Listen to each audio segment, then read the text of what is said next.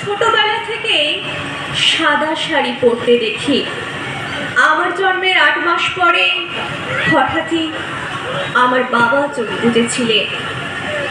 সেই থেকেই মা মানেই সাদা শাড়ি, মা মানেই শিরা ওঠা হাতে দুগাছা ব্রোঞ্জের চুড়ি, ফাঁকা কপাল, ধুধু শিখে, চোখ জুড়ে বিকে, শুধু বিকে।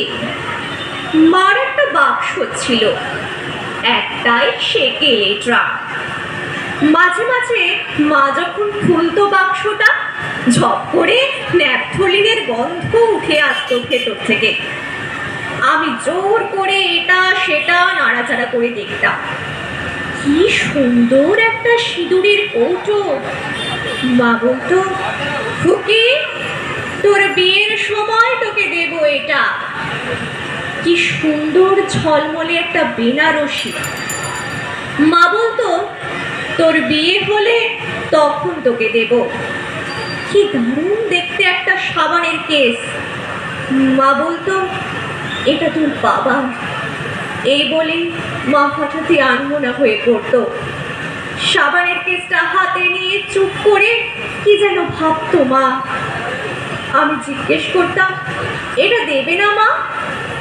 মা হঠাৎ সম্বিত ফিরে পেয়ে দীর্ঘশ্বাস ফেলে বলতো, হ্যাঁ মা, এ আর আমি নিয়ে কি করব, তোকেই দিয়ে দেব। একান্নবর্তী কাকা জ্যাঠার সংসারে চোখের জলে মায়ের দিন কাটতো। লাঞ্ছনা, গঞ্জনা, অপমান এসব দিয়েই ভাত মাখত মা। আমার সাদা শাড়ির মা, ফাঁকা কপাল, ধুধু শিখের মা, চোখের চাওয়ায় আষ্টে পৃষ্ঠে জড়িয়ে থাকা বিকেল নিয়ে মা, আমার মা। অভাগীরও মাঝে মধ্যে স্বর্গলাভ হয়। আমারও বিয়ে হলো, ভালো ঘর, ভালো বর। মামারা এসে দাঁড়িয়েছিল। কাকা জ্যাঠারা যে যার আলাদা বাড়ি করে দূরে চলে গিয়েছিল অনেক আগেই। বিয়ের সময় সেলাই করে সংসার চালানো আমার মা আমায় ট্রাঙ্কের সব কিছুই দিয়ে দিয়েছিল, শুধু ওই সাবানদানিটি ছাড়া। আমি চাইনি। একলা ঘরের ছোট্ট তাকে চোখের সামনে রেখে দিয়েছিল মা সাবানের সেই সুন্দর কেসটা। পাশেই মার ঠাকুরের আসন। জামাই ষষ্ঠীর দিন দুপুরে বেদম খাওয়া দাওয়ার শেষে খাটের ওপর আধশোয়া হয়ে আরাম করে জমিয়ে সিগারেট খাচ্ছিল আমার বর। আমি আর মা রান্নাঘরে গল্প করছিলাম। হঠাৎ ঘরে ঢুকে দেখি সাবানদানিটিকে অ্যাস্ট্রে বানিয়ে তাতে ছাই ফেলছে ও। আমি চকিতে ছুটে ওর কাছে গেলাম, চিৎকার করে উঠলাম, কে কি করেছো তুমি? অবাক হয়ে তাকিয়ে রইল আমার দিকে।